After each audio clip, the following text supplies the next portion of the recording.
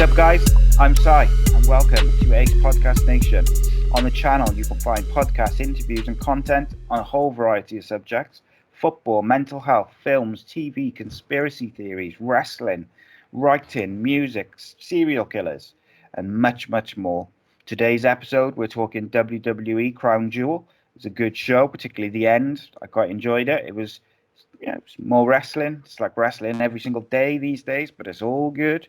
And to join me to work through the show, I have one of my favorite people to talk wrestling. You'll find him at Post Wrestling, whether it's writing or interviewing the names from the wrestling world. Joining me is Mr. Andrew Thompson. Welcome, buddy. How are you? My guy, Sai. I'm on audio today, but I love the new backdrop you got, the new setup. Team Cardiff, even though Mark Andrews Yeah, and Flash Morgan Webster lost the titles, but it's all good.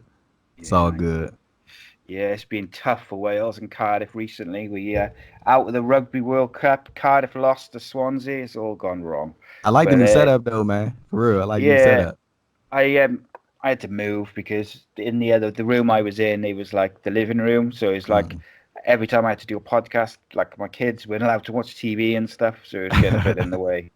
So and plus where I've moved to, it's like a wired connection, so Mm. it's a bit nice, more bit more stable and stuff.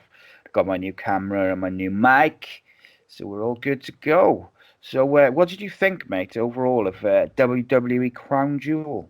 These Saudi shows. I don't really like put much stock into them because I know it's like I hate using this term because it make me sound like I'm being negative towards the show. But I even heard Shawn Michaels said it on a couple podcasts. Like it's like a big house show.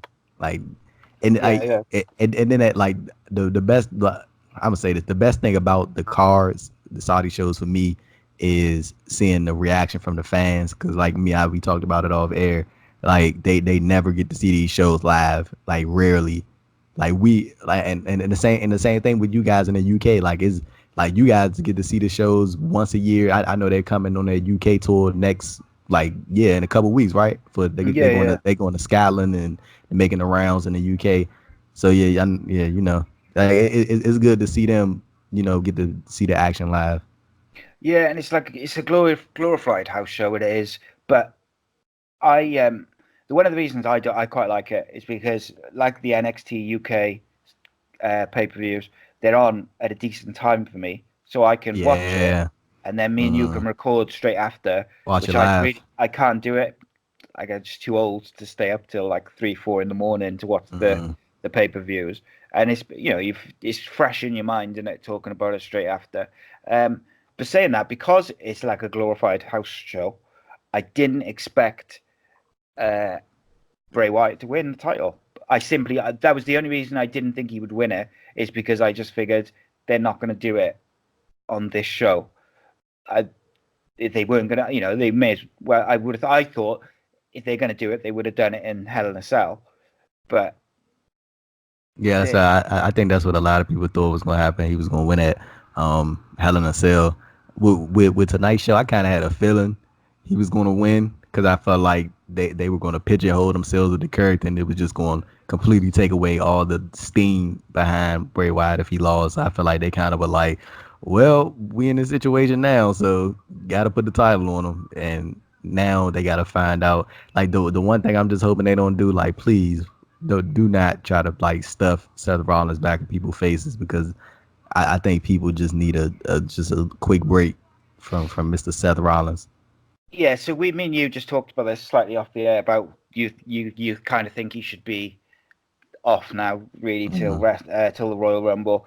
I think they either keep him off TV till the Royal Rumble, or they turn him heel in a really big way tomorrow or Monday. So one thing they could do if they want to do a double turn is they have him attack Nice Guy Bray again, because I don't think people would. I think people would get really pissed off with that, and I think that could be a good way to turn him heel. But then Isn't you Seth don't want. Rollins on? He Isn't is Seth on. Rollins on Yeah, Raw? you could have him invade it or something, I suppose. But then, or you pick someone like a baby face. Maybe you have Humberto Carrillo face Rollins again on Monday, and but this time he beats him with like a small package. And when he goes to shake his hand, like he did when Seth beat him, Seth like attacks him with a chair or something like that, and you turn him full blown heel. But Yeah, I can basically see the benefits to get, Seth having a breakdown type of story. yeah, caused by the Fiend, which I quite like. And this was my problem with Bray Wyatt previously, or one of my problems, was that they never, like, the build up to the feud and the start of his feuds would always be good. Like the start of the John Cena feud was really good, the way that he was like stalking him and he was creepy, and then it goes off like. And same with the Daniel Bryan one, same with the Roman Reigns feud. Do you remember that, where he was like stalking his daughter at a tea party and Yeah, stuff? that was some It weird was shit. so weird and really creepy and good. And then what I always used to hate was that whoever he faced in the feuds, whether he won or whether he lost, they were never affected by his mind games afterwards. And I feel like that's like a big part of that type of character is like you need to affect people afterwards. And the same for like his master plans, they never used to work. So I feel like if Seth has like a bit of a breakdown and goes on like a heel turn and goes off on one, then this is like a really good way to show that the Fiend and Bray Wyatt is different to before, and that they affect, they've had an effect. They've turned him dark. He's lost his title, and then he's had a full on, kind of breakdown and turned heel. Do you see what I mean? Like Yeah, it makes the Fiends even more seem like a big deal. I thought they did a good job of repairing the Fiends tonight, actually. yeah, for sure.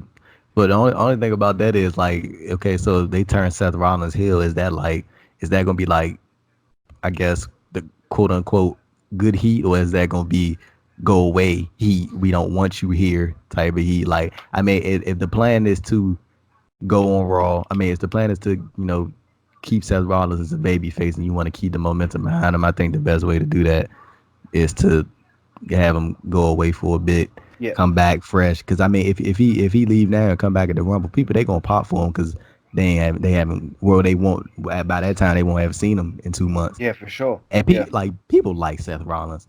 I like Seth Rollins, but he like you see the stuff. You know what I'm talking about. yeah. It, But it got to the point now where I think the stuff he said to Will Ospreay on Twitter that rubbed people up the wrong way because yeah, he was it definitely did. mentioning It money, definitely yeah and it then some of did. the stuff that he said since hasn't been that bad, and other people have said similar stuff, Mm. but Is because it, of the stuff he said to Ospreay, he's kind of got like people are already like I frowning upon him. If you get me? I think the reason people dislike Seth Rollins the way they do is because he's the top guy at WWE. Like if Seth Rollins was like a top guy anywhere else, I don't think it would be like much of an issue. Because I mean, I Yeah, seen Kenny Omega say some crazy stuff. Like he yeah, said, the people at NXT, most of the people would be in a dark match if he was on the show. Like, and I know that's a yeah, lie. Even though Kenny Omega is like one of my favorite wrestlers, but that's a bluff. yeah. Of Like, course it is. They're like working. yeah, Work is work, isn't it? that's what it is. But it seems like people just cannot stand Seth Rollins for some reason, and I don't know Yeah, why. But I think it might be good for him to just take a break, And I'm pretty sure he beat the hell up. Like, dude been going hard since like April of 2018. Like when he was like the hottest thing in the company, like coming out of WrestleMania 34, and then he went hard all the way through. Won the title at Mania 35. Went hard all the way through, and like it might be time like let that dude get some rest, man. Because I know he beat the hell up. He gotta be beat up. yeah. My only problem with it is that I think he needs a heel turn, and I think that if you turn up the stuff on social media and him being a bit of a dick, he could be a real good heel, like a real like like super heat, like proper, just like people getting really pissed off and throwing things. And I feel like if they did it right, the problem is with WWE creative is there's so many instances where they don't get it right when they have this perfect opportunity for a heel or a turn or a baby face or a whatever it may be. They so often mess it up. Yeah, see um that that Seth Hill turn that could lead to. Can you imagine? Like just I'm thinking about this now, like the complete 180 of like a heel Seth Rollins going to WrestleMania and facing a babyface Roman Reigns. Like I like you if you would have told me that like a year, 2 years ago, I'd have called you crazy. But like Yeah, now, I can definitely see that happen. It's starting to get to a point with Roman when I'm like, it might not be a bad idea to put the world title on him. Like I don't think it's a I I wouldn't have a problem just with it. Like me personally, I wouldn't have a problem with it. Not now, because I feel like he got the fanfare with him to do that. But I don't want to see him versus Brock again. That's the that, that one thing. that's what I'm saying. I don't want to see that, but I could definitely get behind Seth Rollins versus Roman Reigns at Mania for the Yeah, WWE title. I can definitely see that. yeah. I think the thing is, like for me personally, I'd rather see uh, Biggie, Aleister Black, uh, who else? A couple of others who I can't think off the top of my head. I'd rather see some of those guys get a bit of a push to the top of the card, simply Mm, because I do feel like it's been Seth, Brock, Roman, Daniel Bryan on the loop for like the last 3, 4 years. I mm. know that, and Kofi, and then you had like obviously Kofi had a really good reign, but it was just completely screwed up at the end. And I feel like I want to see new faces in there. One of my Yeah. favorite things about Kofi's reign was that it was someone new, it was fresh, it was different, and that's why I'm glad they've put the title on the Fiend now because it's just something completely different. So let's have a look. Let's go through the card. I didn't watch the pre-show because I was having pizza with my kids, basically. Oh, Um, that's beautiful. That is yeah, beautiful. I was I can't wait apologising. to have kids, bro. Yeah, Oh my goodness. I yeah, cannot wait. I gotta say it's pretty bloody awesome, and without sounding too cliche, it did change my life and my outlook on everything. Having children, um, I think I was like mid 20s, We'll keep or talking, Sal. I was like early 20s when I had my first son, and I was like all about the parties, and yeah, it changed everything. And now I got 3 boys, and I feel like I'm about 60. But it's all good. So the pre-show I didn't watch, but while Andrew's just doing his thing, we'll go through. It was a 20-man battle royal for a shot at the United States title on the main card. The participants included R-Truth, Buddy Murphy, Sunil Singh, Mojo Rawley, I'm Eric back, Sal. Rowan. Cool, that's good. You can edit Just that going part through out. the just it's all good, baby. I'm just going through the some of the participants in the battle royal. I didn't watch it. Like I say, I didn't watch the pre-show. So we had like Eric Rowan, Sin Cara, Brian Kendrick, Tony Nese, Tozawa, Shelton Benjamin, Paulo Cruz, Andrade, Drake Maverick, Eric Young, Luke Harper, No Way Jose, Humberto Carrillo, Cedric Alexander, Heath Slater, and Titus O'Neil. Did you watch this, mate? Yeah, I watched it. No, see, this is where I thought that we were going to get our Crown Jewel title change from, because I thought it was going to be Cedric Alexander winning the Battle Royal, and then he was going to be AJ Styles for the U.S. title. That's what I Okay, thought was going to happen. But we got my boy Dale Guys. I love his theme song, bro. it's pretty cool. No, I Humberto. yeah, That theme song is great.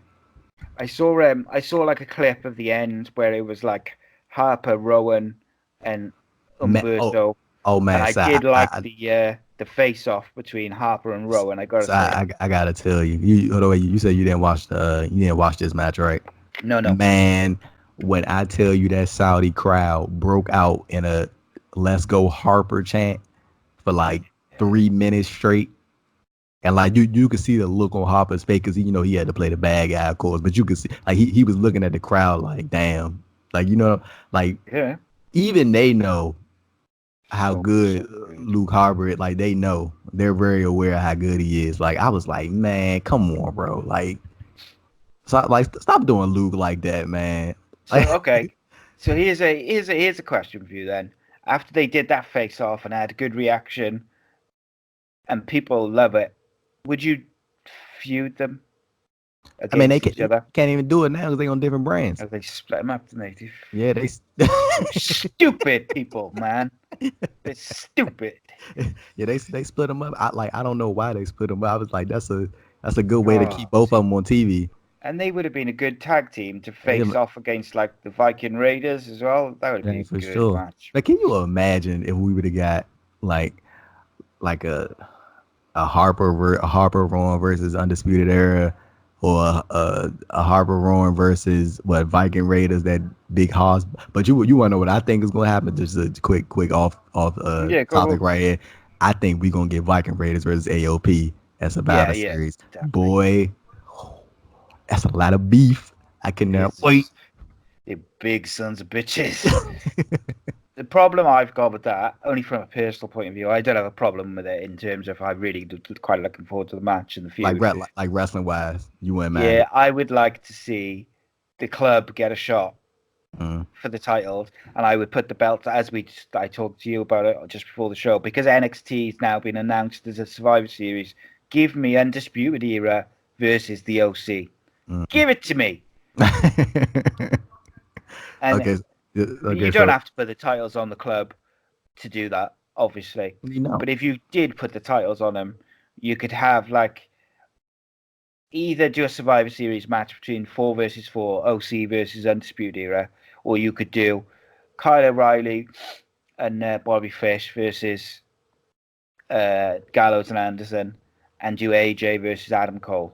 Man, Come on. Si, how much would you pay to be a fly on the wall in a creative meeting between Paul Heyman, Bruce Pritchard, and Triple H talking about which one of they people are going to lose at Survivor Series?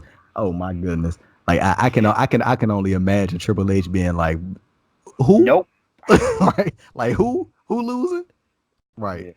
Yeah. Because think about it though, like if they do go that route, I mean, it's quite possible. Like it's not even that deep that we thinking about. It's probably just gonna be an NXT Championship match, a Universal Championship match, a WWE Championship match. But just for the sake of entertaining the idea, I'm pretty sure Triple H gonna be like, well, why the hell do my guy got to take the pin? Why can't one of your Yeah. guys take the pin?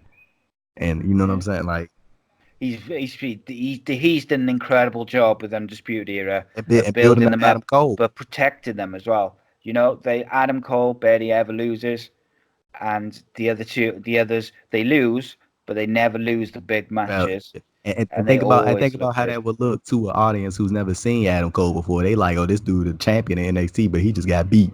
Like Yeah, I'm saying, just speaking from like a casual perspective, like yeah, how of that's gonna course, look. yeah, Just makes him, you know what I'm saying? Like who is this? And then Adam Cole, he's like considerably smaller than Bray Wyatt and Brock yeah. Lesnar. Like They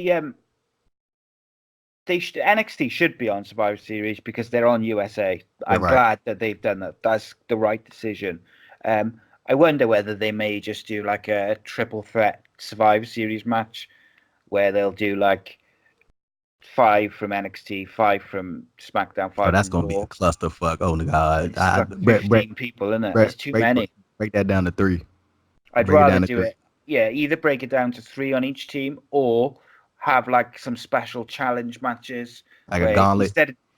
or like even like instead of doing champion versus champion, because then you don't want to beat people up. Somebody chat. Yeah, that's Just do like the OC versus the Undisputed Era 4-on-4. right. Do you see what I mean? So it doesn't And just really matter if give who us one loses. specialty. One Yeah, yeah, specialty. Yeah, all right, I get that. I get that. But back to the Harper Rowan face off. Yeah, yeah, yeah. Sorry, I would want them to feud. Like, I think that's a good idea, but they done split them apart, so I don't think that's gonna happen anytime soon. I can't wait till they have a face off in the Rumble because that crowd will go nuts for that. They will love it. You know, like you think how the Saudi crowd reacted to that face off. You imagine where's the Rumble this year? It's Houston. always there we go. You imagine that Houston crowd when like Rowan's been clearing house for like a couple of minutes. It's just him left in the ring, and like number 20 comes out, and it's Luke Harper, face to face, nose to nose. They be eating that up. That's if Rowan even secures a spot in the Rumble, because it's so many people that you could put in the Rumble. Because remember last year they had Pete Dunne and Aleister Black and Ali and Gargano, and Yeah, they always do that, don't they? maybe even Ciampa be in the Rumble this year. Like it's so many good people that you could put in there. It might not be enough spots unless they bump it up again this year, like they bump it out they did a couple years ago. Yeah, and they always screw Harper over as well. They always do. Cause I would like to see him in NXT. Just to touch on that for a little bit, like I think it was the I mean, I don't even think it was that because he wasn't even getting used on TV before he put out that public message about him wanting his release. No. He wasn't even getting used before that. So I think, I just think that just added on top of that was just like, well, all right. And the same thing with Mike Kanellis. Like Mike Kanellis asked for his release, and ain't nothing happened. Like so. No, and he was on TV before that. Exactly. Yeah, he was on TV consistently, but I mean, but I mean, he's still on TV, but they probably just wanted the way he wanted to be on TV. See, you could put Harper in NXT, and because he's so different to everyone, and I really think that he could show like a whole new side to him. I think that you see what Killian Dane doing right now.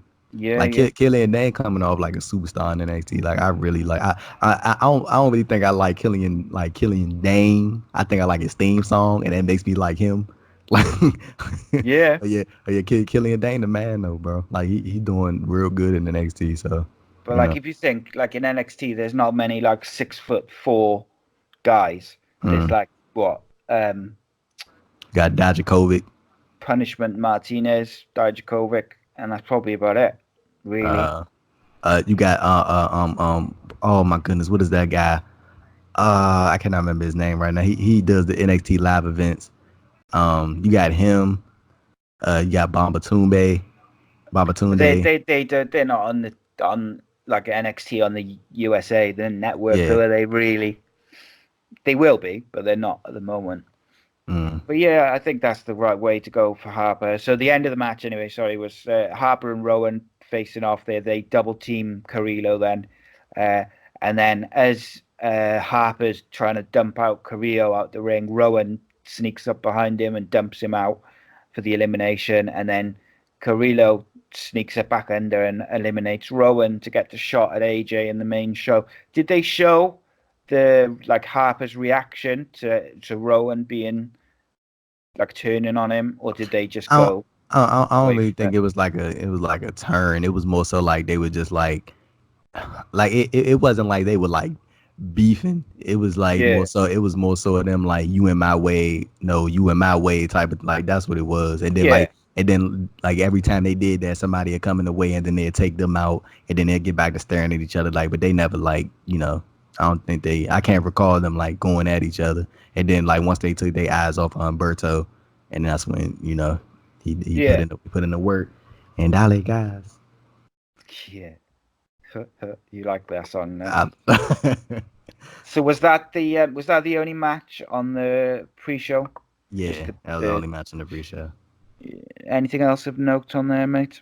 Nah, not really. I mean, it was Charlie Caruso, Scott Stanford, Booker T, David Otunga in the pre-show, and they announced some matches for SmackDown, but it was probably like most of the stuff that we already know. It was one match that did get added. It was Bayley, Mandy Rose, and Sonya Deville in a six woman tag versus Nikki Cross, Carmella, and I can't remember right now, but it's a 6 woman tag match.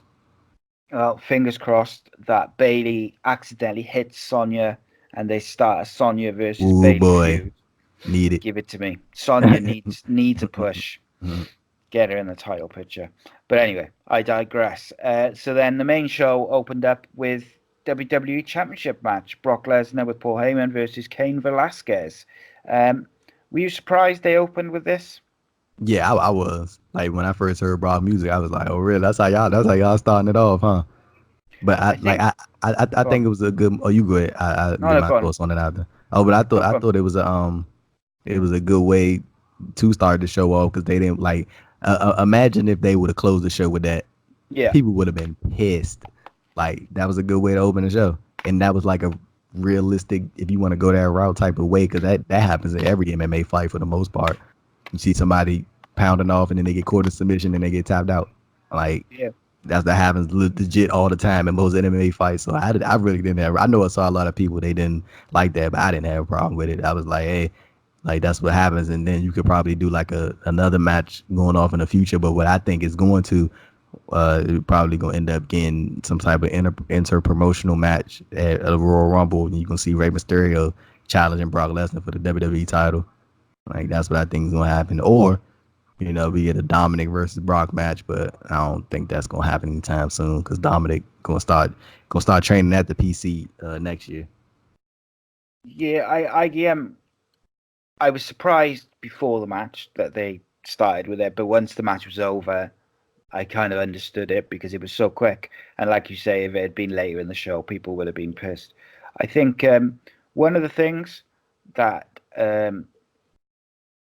with Kane, like the thing which got Kane Velasquez like headlines and news in terms of his wrestling was the fact that he was doing like lucha libre style.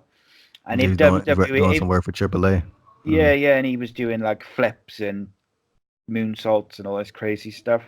Now, if WWE is not going to let him do that stuff, then he had to do a match like this. Yeah. And it seems like they're counting the UFC match as the first match. This is the second match, so they're 1-1. And maybe they'll do the third match at Mania, and they'll have something in the Rumble maybe. Hopefully the title's off Brock by then, because they didn't need the title on Brock for this feud, and that's the one, not the one thing, but one of the things which annoys me about the Kofi and Brock thing is Kofi.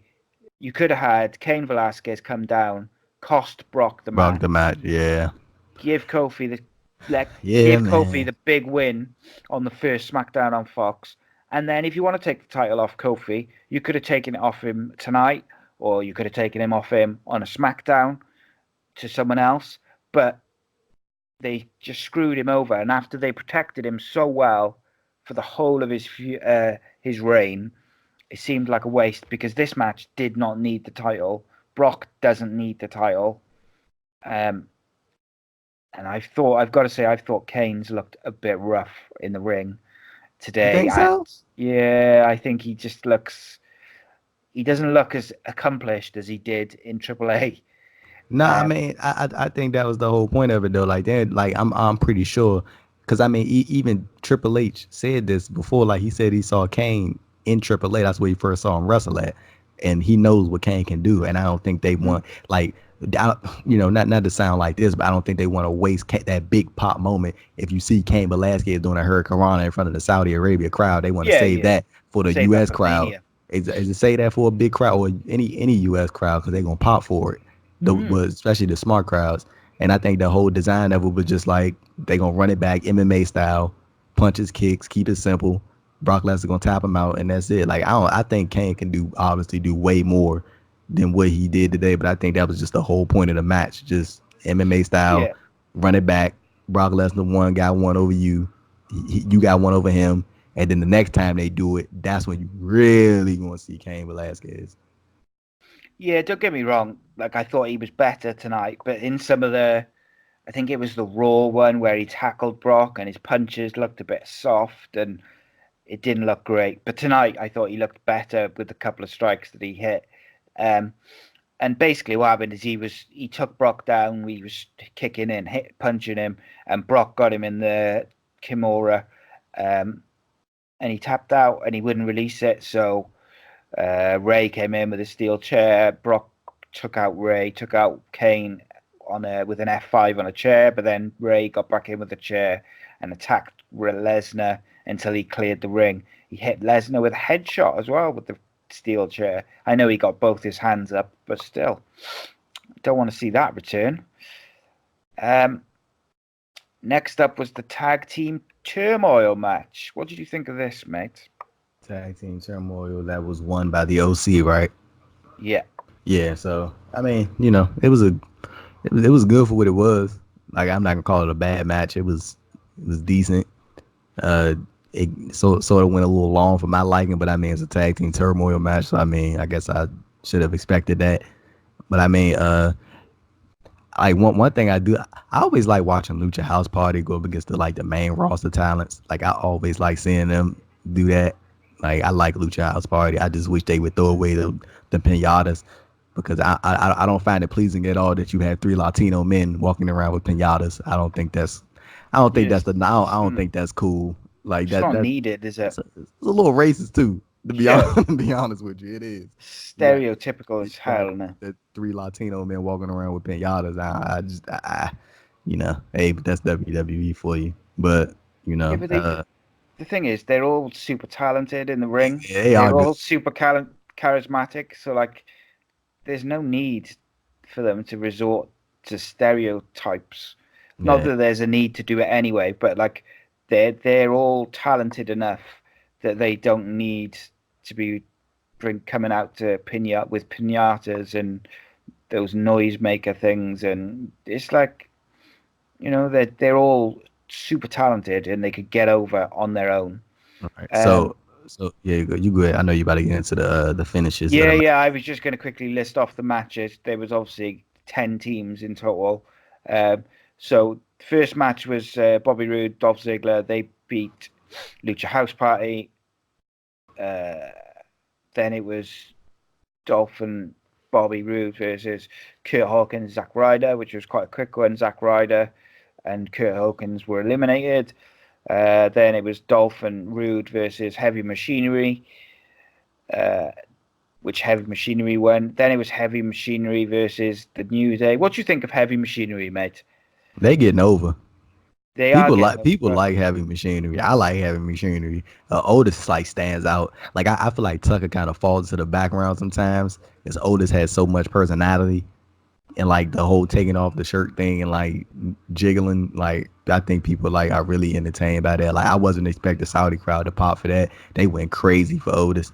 Like it's good for them, man. Like I mean, maybe down the line they probably could become tag team champions. I don't think it's right now, but I definitely think one of these days, heavy machinery gonna get it done. Yeah, I know. They're not like for my personal taste, but they're getting over, and the Hmm. more teams that get over, the better. So, is what it is. So the Heavy Machinery lost to the New Day. Then the New Day beat the B Team. Then the Revival beat the New Day, was it? Or was it? No, the New Day beat the Revival. And then the final match was the New Day versus the OC, with the OC winning, uh, uh, with the Magic Killer for the three. Um, oh no, sorry. And then I do apologize. There was another match after that. Then it was the OC versus the Raw Tag Team Champions, the Viking Raiders, which I quite enjoyed that final match. I quite like their work together, the those two. And I wonder whether they will do a title match off the back of this because they beat the champions to win it. Yeah, I think that might be the way to go. You might get your. I know you said this off air. You might get your prediction about the OC um getting a title shot. Yeah, you said I that hope off so. air too. But Yeah. I don't think they're gonna beat the Viking Raiders. But well, not right No, now. no, But I think I don't either. I think the Viking Raiders will probably keep it until they fuse with AOP, and then maybe the AOP will get it. the battle of But the beef. oh yeah. Um, so yeah, I thought the tag match was all right, but it was long because it was like 8 matches or 9 matches. It's a lot of wrestling, like back to back tag team wrestling. Um, Let me ask you this. So what do you think is gonna happen with Biggie and Kofi Kingston now, seeing as how Xavier Woods gonna probably be out until like the summer of 2020? so here's what I would do. I would have Kofi lose like a bit of belief in himself and question himself, and I'd have him losing or making mistakes that cost the team losses, like accidentally going to punch someone and punching Big E, or Oh, just don't tell me you about to say what I think you about to say. Don't some do it to little me, Si. errors, Don't um, do it to me, Si. just Don't do it because. to. And then I would have them not split up. I would have them both turn heel, um, Ah, after that's an idea. after a run of not necessarily losing constantly, but just You can't Kofi. Can't get on their feet. questioning him. Yeah, Kofi can't just get himself together. He's questioning himself. He's like reacting badly to losses without turning. So like not having like a tantrum like Christian used to do, but like just getting really frustrated and angry, and then eventually it like builds up, and then they attack. I don't know, heavy machinery or like a babyface team and turn heels. I feel like they could do with a freshening up, and I also feel like there's enough other people selling the merch that they can afford to turn the New Day heel now. The Yeah. Fiend and Bray Wyatt is selling. I got told they're selling so much merch of that. They released that case, didn't they? The Muscle Man case on Monday. They only made 1,000, and I got told it's sold out in like 15 minutes or something. Yeah, say So New Day, they've been one of WWE's top sellers for like yeah, 3 years straight. Like, yeah, and I feel like there's a few more guys around than there has been previously who are selling merch that maybe they could, you know, have a oh little yeah, they got move with. enough people. I know Daniel Bryan does well. Sasha Banks, Bailey does well. Bailey was doing well prior to the heel turn. Ricochet. Rick, Rick, I don't know about Ricochet, but he Yeah, well, but I'm matter of fact, sure yeah, he would. he yeah. But I know Roman Reigns is one Yeah. for sure. Seth Rollins is one for sure. Like, yeah, it's a couple people. And I Alexa reckon, Bliss. yeah, I reckon Heavy Machinery will probably start to sell if they can give them some decent merch because they're that type of cartoony, the kids love them, the families love them, that kind of baby face type team. Speaking of merch, while we talking about merchandise, what you think about the Jordan Myles situation? Oh boy, That's a I deep one. yeah, I just think it's like straight up bullshit, mate. Mm, For them to come up with that design and like it to get through so many people yeah, to the point of production, it's just embarrassing, mate. For a company that size to to be putting something out like that like because it's just the lack of awareness. yeah, because it's obvious. The Mm, first time I saw that design, without even reading the tweet or being aware of that tweet, I saw that design, and that is the first thing that sprung to mind. mm. So if I'm thinking that, you know, what, and it boggles my mind what they were thinking. What I would say is um I do think he should have gone. To the I don't know. source Yeah, I think he should have directly. gone to Triple H That and you said yeah straight up, like, without doing it in public, because that's a bad look for him. Not because of his career and stuff, because he can go and work wherever if they fire him or they let him go or whatever. But like, just maybe go to Triple H, say what the problem is. Say this is not on, this is not all the stuff he said in the tweet. Say mm, that to Triple H, and if Triple H doesn't deal with it, then call it out in public and say, look, I wanted to keep this in house. I went to Triple H. I said this. I said it wasn't acceptable, and he just didn't see deal with it. my whole thing on it was what is actually still thinking about it is that like I understand that point of Oh, trying to hang on. So, but with the other thing, sorry, what I just wanted to add as well is the other thing he shouldn't have done is he should have blacked out the email of the email address of the person. He shared the email for the person who said Triple H. I can't remember his name, but basically the guy who designed the T-shirt yeah, told Jordan Myles that Triple H said he likes it, which wasn't the case.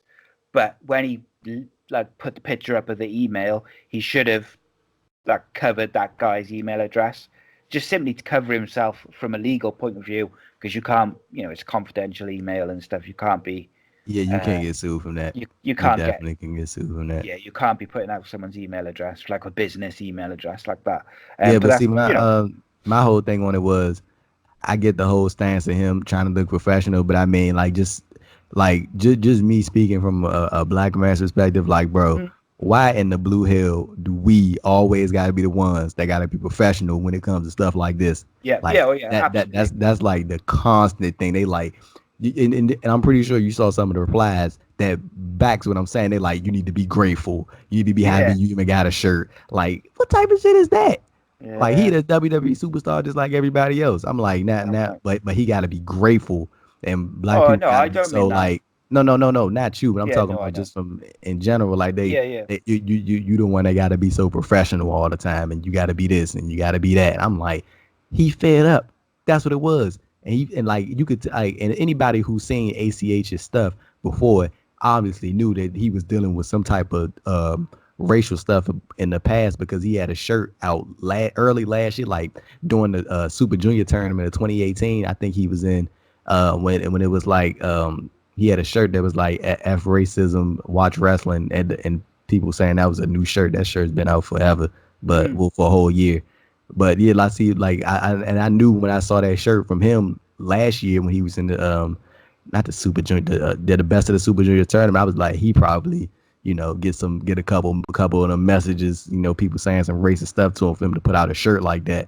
You know what I'm saying? Like, and yeah, yeah. like just knowing, noticing like little stuff like that. So I mean, he probably was fed the hell up, and then like people try to say, oh well, he shouldn't have went all public about it. I'm like, well, look, I mean, I'm not gonna fault the dude because he felt some type of way, and he got his shit off, and I don't blame him So because he like you can't keep doing that no, to black people, like just yeah, in yeah, general. You can't keep saying, oh, you need to be respectful about every single situation, you need to be professional about every single situation, dude. When Luke Harper requested his, no, and let me just point this out. It was Hurricane Helms um on Twitter, and him and Sarah Logan and EC3 made little snarky comments, indirect of course, about Jordan Myles' situation.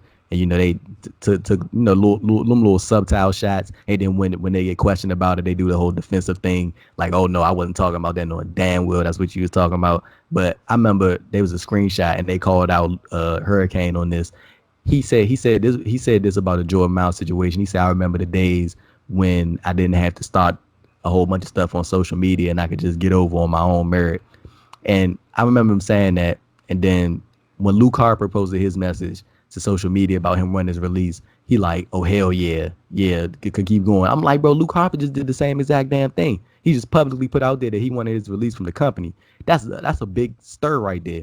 And I'm like, but there's no problem with that. When the Revival been complaining for like 6 months about how they went out of WWE, but that's okay. Like, it's, yeah, oh, freedom revival, right? But Jordan Myles is, he not even saying that he wanted to release from WWE. He's saying y'all some bullshit with this shirt. Like, and y'all know what y'all doing with this shirt. And I want y'all to, he called him out on it. But everybody, oh my God, you should be so professional about the situation. That is not how you go about it. Like, what? So you telling me publicly asking for your release from a company that you signed a contract with, that you could have not had signed a contract with, but you chose to do that, that's not causing a stir. Mr. Mike Kanellis, who signed a 5-year deal with WWE in July when he had the opportunity to leave, requested his release from WWE 3 months after he signed his new contract, right? And everybody's, oh my God, Mike Kanellis deserves so much more. Like, what? Like, he literally had the chance to leave, and he didn't. And I mean, I understand all the factors going into it with family. You know what I'm saying? Like any man with a kid and a wife, you want to take care of your family. Like, that's just natural instinct, regardless of race. But like, please, anybody who listens to this, stop with the goddamn double standard for black wrestlers. It is annoying. I'm tired of it. They're tired of it. Just a quick mention. Like, even the same thing, I see MJF say the craziest, the wildest stuff to people.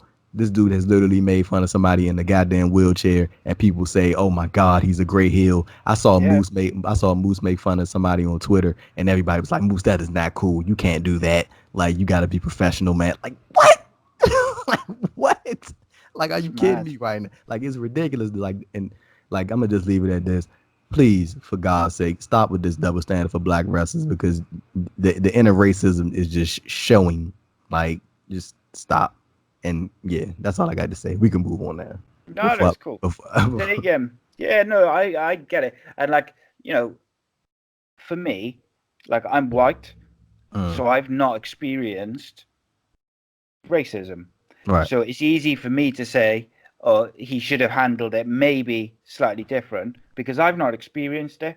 Whereas someone like Jordan Myles or like yourself, Mm. who's experienced it throughout their life on and off at different times from different people for different reasons, different in situations or whatever it may be. Mm. Eventually, like, you know, enough's enough, isn't it? And you're just going to say, nah, I've had enough. This is bullshit. Yeah. After, and like, for me, like, my only thing was the email. He should have covered the email address just to cover himself more than anything, not to protect the guy, but so that he doesn't get into like a legal trouble.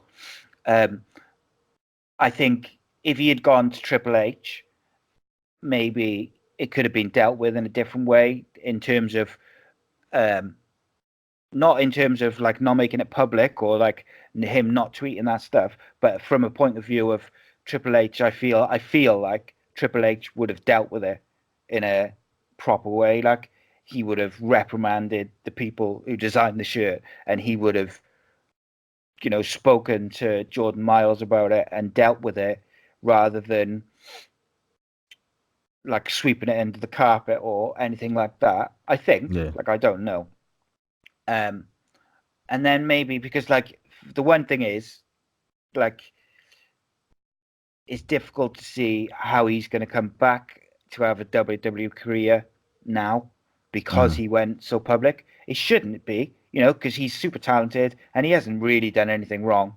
Yeah, some people will say he shouldn't have brought it out in public and he shouldn't have done this. But the fact is, it was a bullshit shirt and it should Yeah. have never been designed, should have never got through enough people to get to it at the store. So why the hell should he be punished for calling out the bullshit on it? Yeah, Um, man.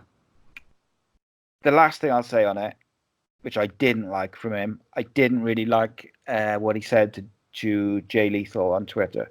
I thought Yeah, that yeah. was that was I a bit see.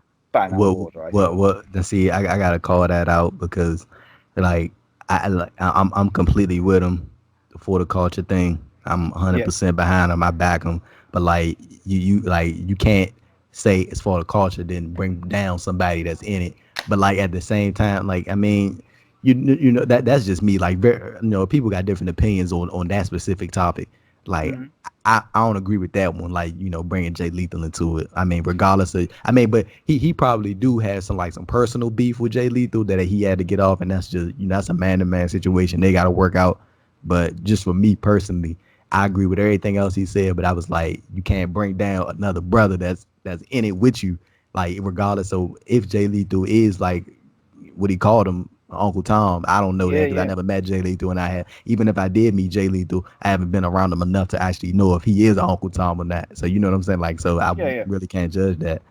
So with that, like the stuff he said about Ring of Honor up until when he went on to Jay Lethal personally, I Mm, kind of agreed with because over the last couple of years, or over the say the last 5 to 8 years, they've had some unbelievable black wrestlers under contract, and they've never pushed them right to the top. So I can understand him criticizing them for that, but it was the bit where he went personally after Jay Lethal. I felt like that undermined everything he was saying, and that's a shame because everything he's saying needed to be said, and people getting all pissy and saying all the crap they're saying to him in the replies, and people have got an opinion. At the end of the day, I would rather him call out that. I'd rather anyone call out someone or a company for being racist where there's evidence and they've done it and there's like proof that they've done it. So it's not just like people throwing out accusations without any substance. Fucking right. Call it out and do it publicly because that's the only way you're going to change the world. Only right. way you're going to change people and let people know that these things are not acceptable and that 90% of people who are decent and just want to like live all together and get on and enjoy wrestling and enjoy life and don't give a shit if someone's white, black, brown, Asian, or anything else. The For only way sure, to change that is to fucking educate people. The only way you can educate people is by calling people out for their racism, homophobia, whatever it may be, bigotry. Fuck them. For sure. I agree, man. I agree with your sentiments. Like it's, you know, it's a lot of stuff that like I've seen over the past couple of days from people who I even followed on Twitter, who I do like a mass unfollowing from people I just seen like liking and replying to dumbass stuff, like, and like just seeing people true colors about situations. Like I'm like, damn, that's how y'all really feel. Like, and like this is my thing on it, right? And I'm pretty sure you can, because you seem like a level-headed dude that will understand this, even somebody who's not somebody of color.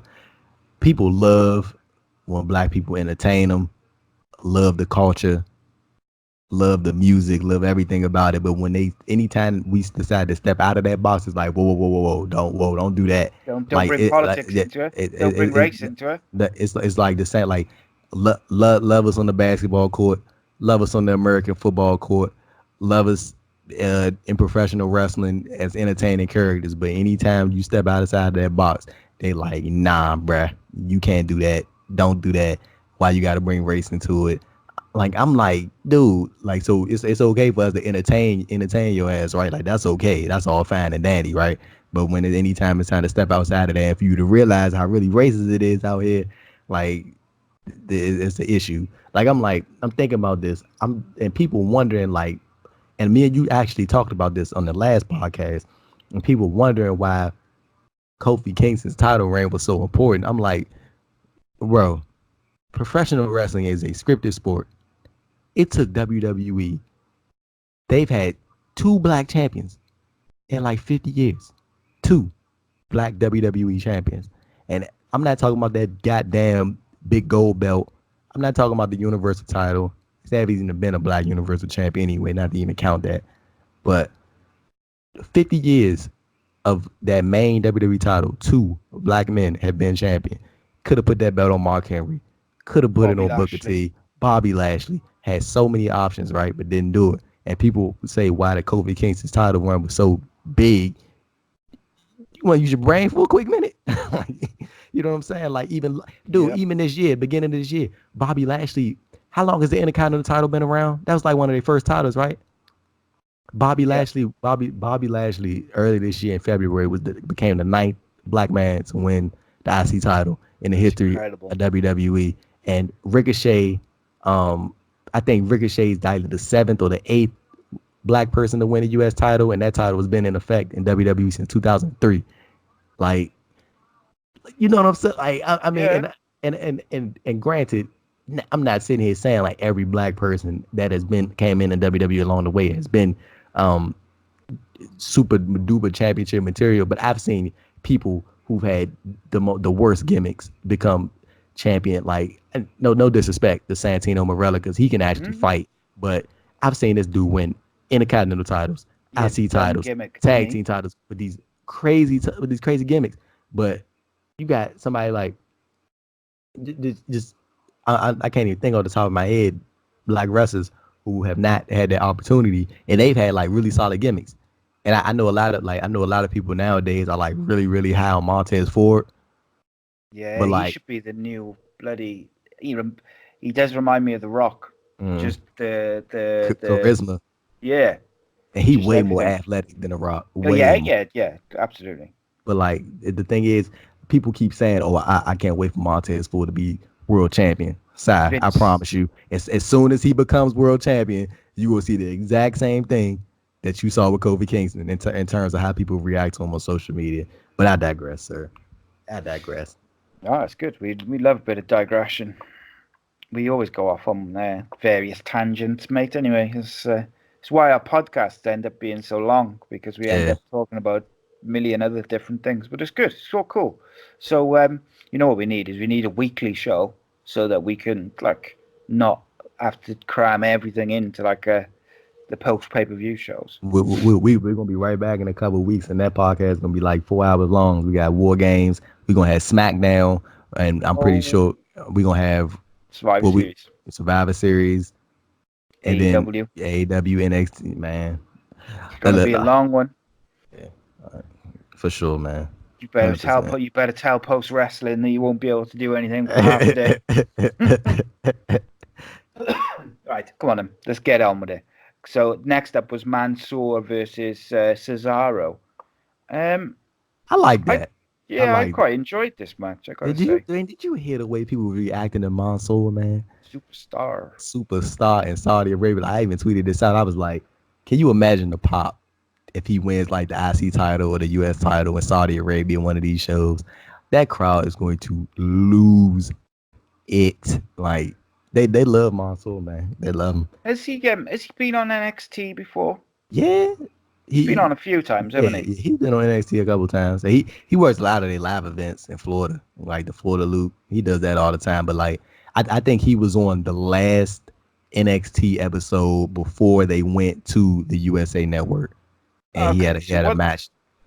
So what they could do is they could do like a NXT North American title match for him in Saudi Arabia, the next Saudi. Oh boy! You know, like versus I don't know who's the champ now, Roderick Strong, and you could take it off him, and then if you don't want to keep it on him, you could take it off him on the next the next TV episode, if you really wanted to, or you could give him a run and see how he goes. But I mean, I think he's improved a lot from the last time I saw him. Like he's not like bad in the ring at all. Like he's really good. Mansoor is good. Cesaro, man, he's so yeah, man. Like see, I feel bad for Cesaro, bro. Like. Cause you remember when Vince McMahon did the Stone Cold podcast on the network, and he just like what he said, like he wasn't necessarily lying, you know, like when he talked about the mic skills and like relation to the crowd, you know what I'm saying? Like he wasn't, and this I know I forgot who said this. This was I think it's somebody said it during an interview about Cesaro. In fact, it was Corey Graves doing that after the Bill podcast. And he's somebody who knows Cesaro personally. He was like, Cesaro would be the first person to tell you I'm not that guy on the mic. You know what I'm saying? Like he's just, but like it's something about those dudes who you know should be world champion that hasn't been world champion, and they just gain that fan fit. So I'm kind of hoping like the same thing that happened with Kofi eventually ends up happening to Cesaro. Like people just get fed up with it, and they like, you know what, man? Like it's time. It's time, because I feel like a Cesaro versus Brock Lesnar match to tear the damn house down. Even if he loses, like, you know. But yeah, I really enjoyed the match between Cesaro, man. So Cesaro's the man. Mansoor got the big hometown pop. They love him. Saudi's boy. Do you think that the one thing with Cesaro now is he might get pigeonholed a little bit because he had that match on NXT Cardiff with Ilya Dragunov. Yeah, Ilya Dragunov. And then he's had the one with Mansoor where he's going to be like the kind of like gatekeeper guy who like Dolph Ziggler. Guys they want to get over, or guys they want to give a shine to. They just put him in the ring with him. It's looking like that. I'm hoping it's not that, but that's what it's looking like. Now that's what Dolph Ziggler was. Like remember when Shinsuke came on the main roster? And I think he feuded with Bobby Roode a little bit when Bobby Roode first came to the main roster. Like, yeah, I mean, you know. Give me a Cesaro Brock feud for the WWE title. But I'm telling you, people would get into that. Oh yeah. Like just you don't even have to have Cesaro. If they're worried Cesaro talking, he ain't got to talk. Just beat the shit out of Brock. Not even Paul Heyman. Just have Brock Lesnar. Cesaro not be scared to fight Brock. Yeah, like, and just have him fight. Just let him fight him. Like you gotta talk to him, punch him in the face. Yeah, absolutely. So yeah, Mansoor won he landed a moonsault for 3.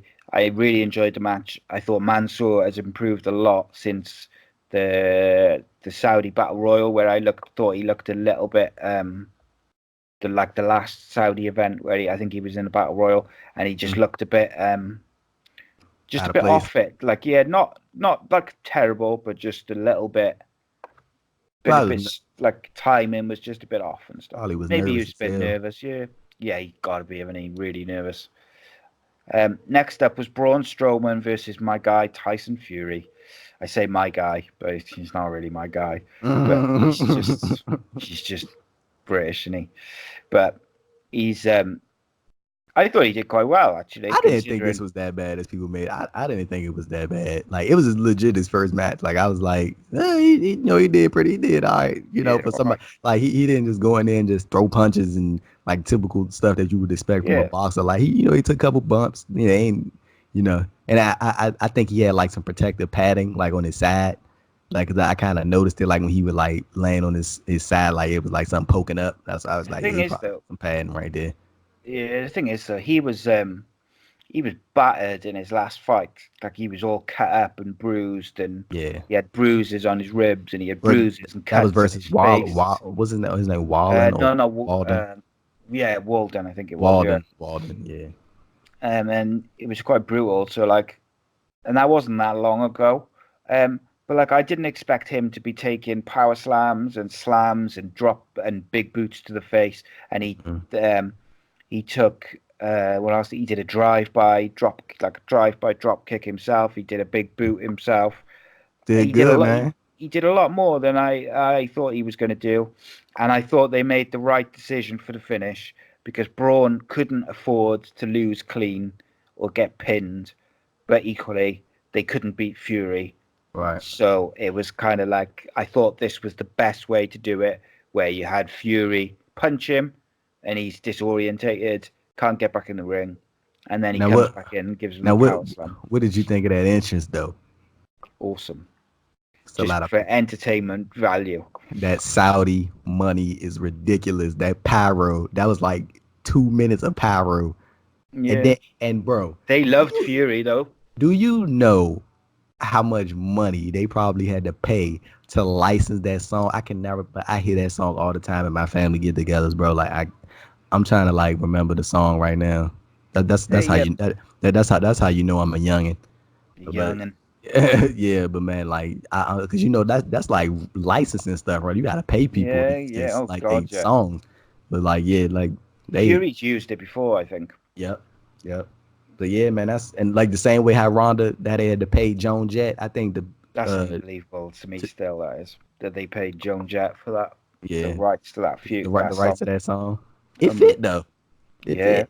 But yeah, man. Like I didn't think Tyson Fury did bad. It was a decent showing. He did way more than I expected him to do. And then, like, I mean, as far as Braun Strowman goes, I'm just not invested in Strowman anymore. Like, Strowman's just Strowman. Like, it's just whatever. All right. Okay. Here's a question for you. Hypothetical.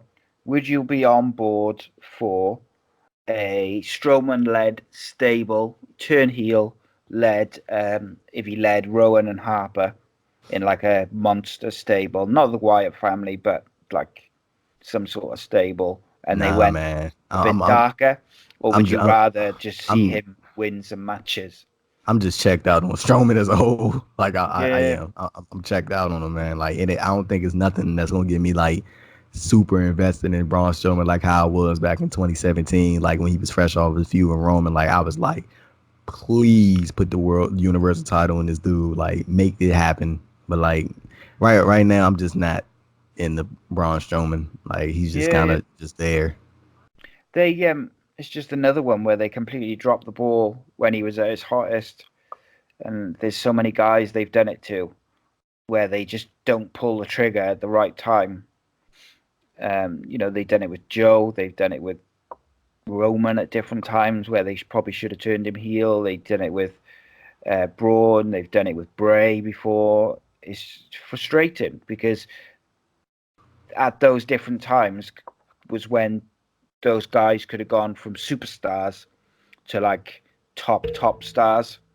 Obviously Roman's top star anyway, but like when they at the peak where he was being booed every week, if they turned him heel, he'd have had so much heat. He would have been the biggest heel they'd had since the Attitude Era. When Braun was at his peak and he faced Lesnar, if he had beaten him, he'd have been like over the hill then to being a superstar to a top star. Same with Samoa Joe. They should have put the title on him in one of the AJ matches where his promo work was just unbelievable. Bray Wyatt, we're not going to get started on the amount of times they messed that up. But finally, they seem to have got it in order. Next up was the United States Championship. AJ Styles, accompanied by the World Tag Team World Cup winners, the OC, faced Humberto Carrillo. Dale, guys. There we go. What do you think of this match? I didn't think it was as good as their Raw match. Yeah, like I mean, like I just, like it was just because I like just saw the Raw match. It was literally like 3 days ago. So when I saw this, I was like, it's gonna be kind of the same thing, and it kind of was. But it was a good match, good showing. Yeah, it was okay. It was It was a good. good showing. AJ Styles is, he's just awesome, and Carrillo looks like he could be something real good if they don't mess it up. The finish was Carrillo went for a moonsault, injured his knee as Styles moved out of the way, and then Styles hits him with a phenomenal forearm for the clean win.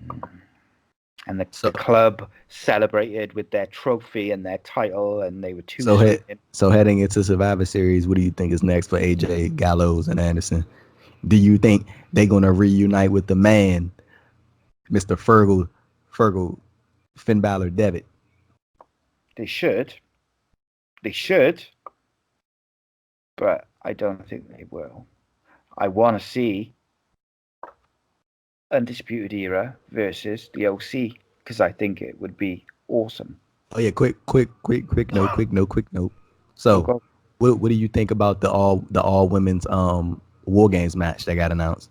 It's gonna be awesome. That's gonna be a banger. So good. Now I see a lot of people making a lot of little speculation. I'm interested, man. They said, okay, so it's Rhea, Tegan. I think Dakota's on the team. I haven't seen the episode of NXT yet, so bear with me if I'm wrong. But I saw the stuff on Twitter. And I know Team Shayna Baszler, they have an empty spot. And a lot of people saying a certain former Raw Women's Champion, UFC Hall of Famer, could be that fifth. I mean, what is it, 5-on-5 or 4-on-4? So it's the three horsewomen and Bianca versus Rhea, Candice, Tegan, and Dakota Kai. Wait, no, isn't EO on team? Yeah, sorry, EO. Yeah, well. EO Shirai, she's on team. Yeah, so it's 5 at the moment. It's 5 versus 4. There's a space on the baby MMA horsewomen. No, it's a spot on the horsewomen. Bianca Belair is on the heel team, maybe. She is? Oh yeah. Really?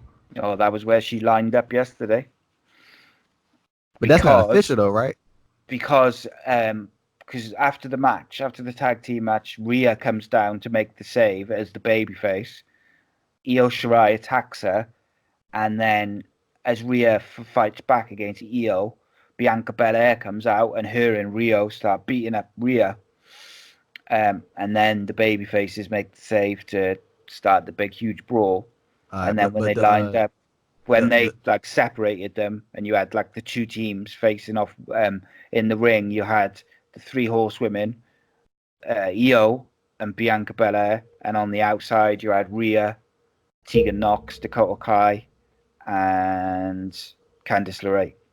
So a lot of people were speculating that maybe the fifth person could be like Mia Yim. To me, give me Ronda. That's what I want. Yeah, Ronda, and then move Bianca to the babyface team. But the team's not official though yet. Like I know it's just Shayna and Rhea leading the teams. I know they got announced as team captains. I'd quite like to see Ember Moon as well if there was a space on the babyface team. If there's a space on the babyface team or on the heel team, you want to know who I want to see come back? Just to get a quick match. I want to see Naomi come back. I really do. I really want to see Naomi come back. I want Naomi to go I think she could do the heel thing, give her a new theme song. Like I think she could rock it. As a bubbly baby face. No, as like an aggressive heel. Like a tweener.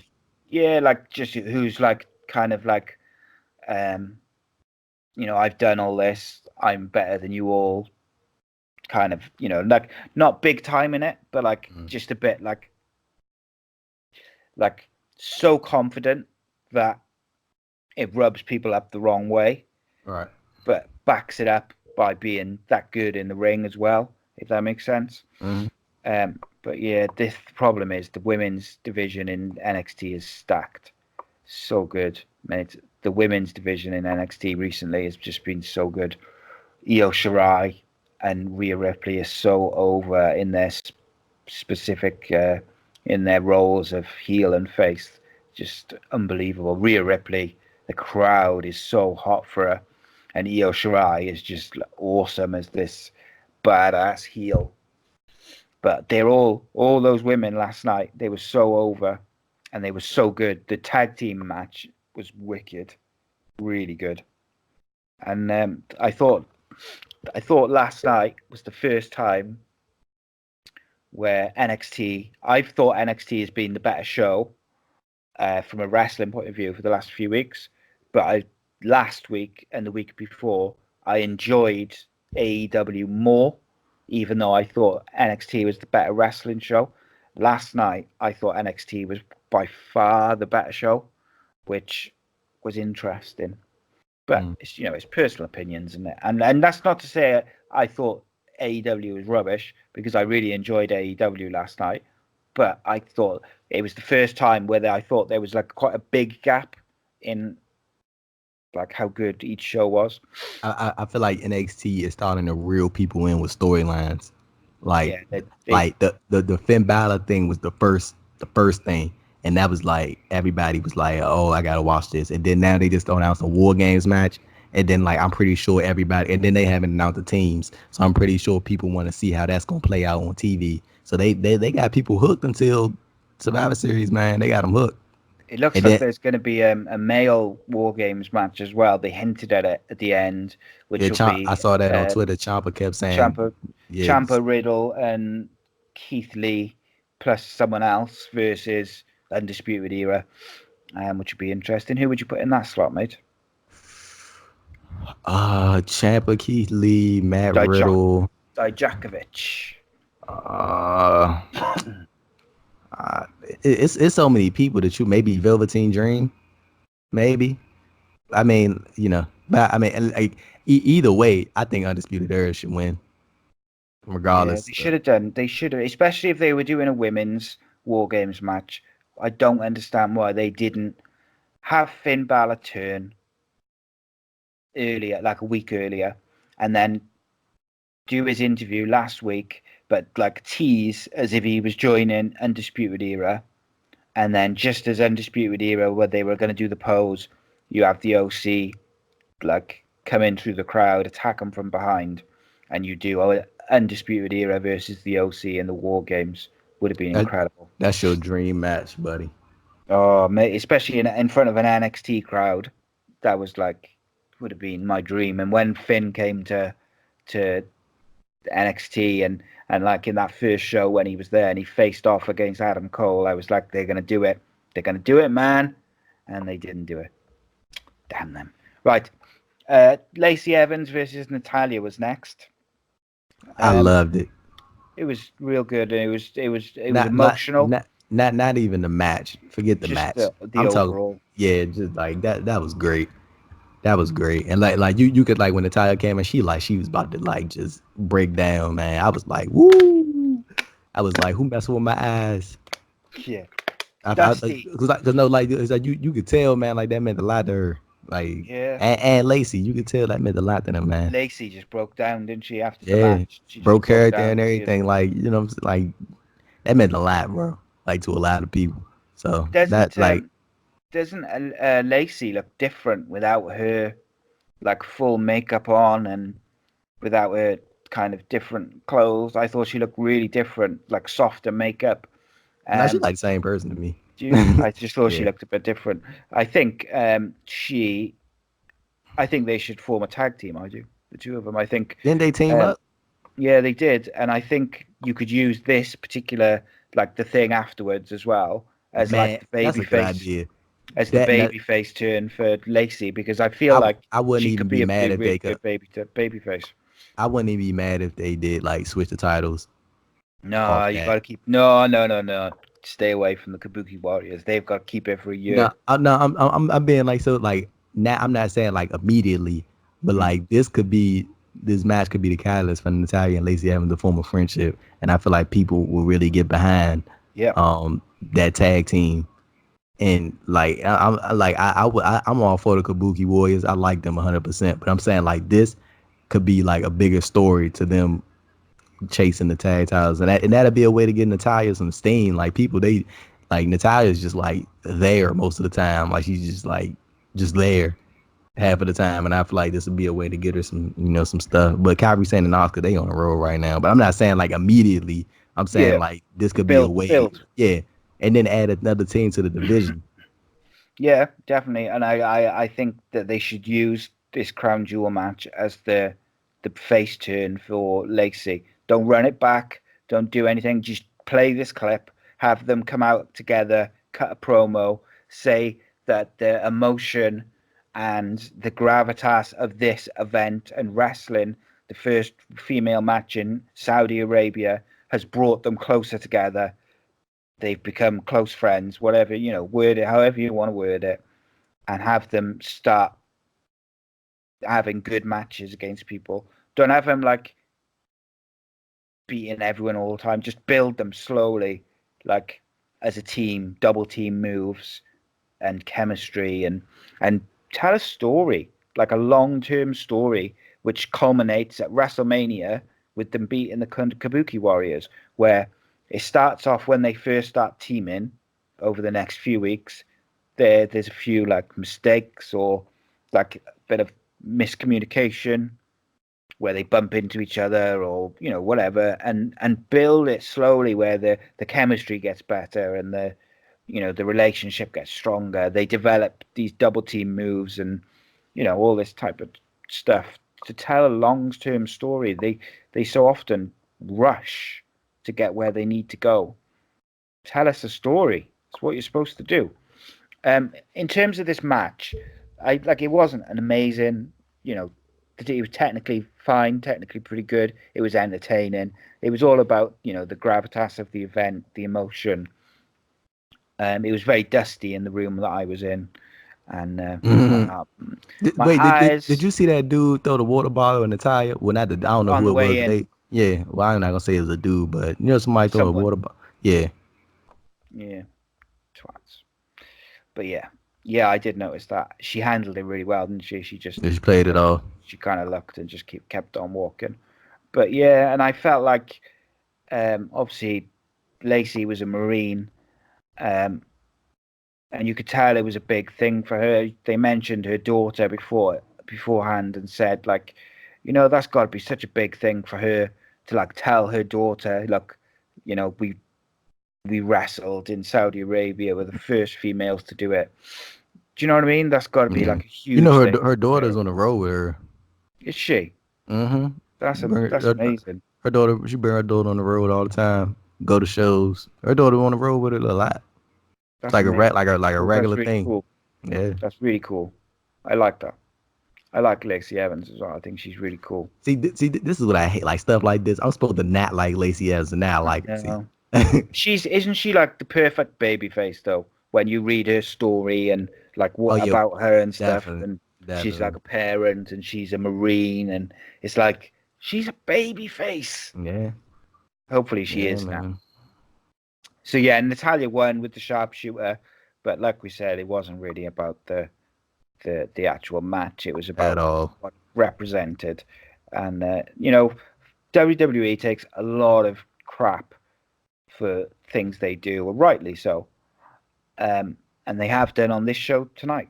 But fair play to them. They said a year ago, Triple H, I think it was, said you can't change things or do things without being there. And everyone was kind of like, "Oh yeah, it's bullshit, it's bullshit." But they've had a female match in Saudi Arabia, so they kind of did what they set out to do, which was to make some sort of change. You know, You know, don't I get me think wrong; they're there for the money. I know that, and let's not pretend otherwise. But they had a female match at the Saudi show. That's good, and that is, that could only be a good thing. I think what people wanted for the most part, they wanted the Evolution pay per view.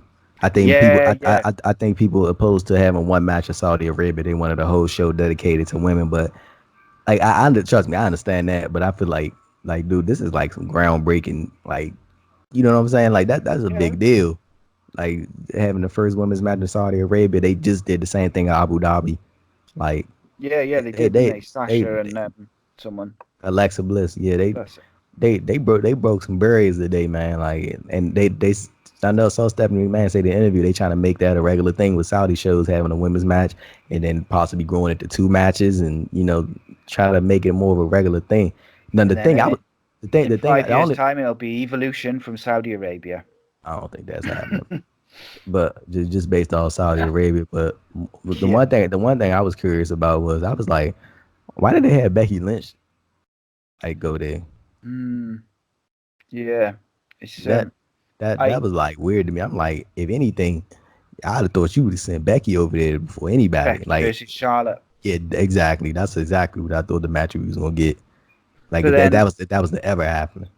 yeah, I don't know. It's a weird one, but maybe I can understand Natalia Oh going yeah, yeah, yeah. That's seen that. because she's so Yeah, experienced, yeah, and for sure.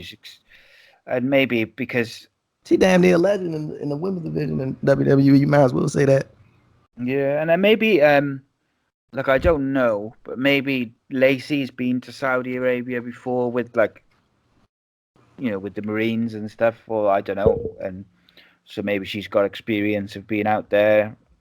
I don't know, like a speculation. Um, so next up was Team Hogan versus Team Flair. I'm not going to spend too much time on this. It is what it I is. say now you could blow through this, man. Anything with Hulk Uh, Hogan yeah, I'm gives not nothing out of interested. me.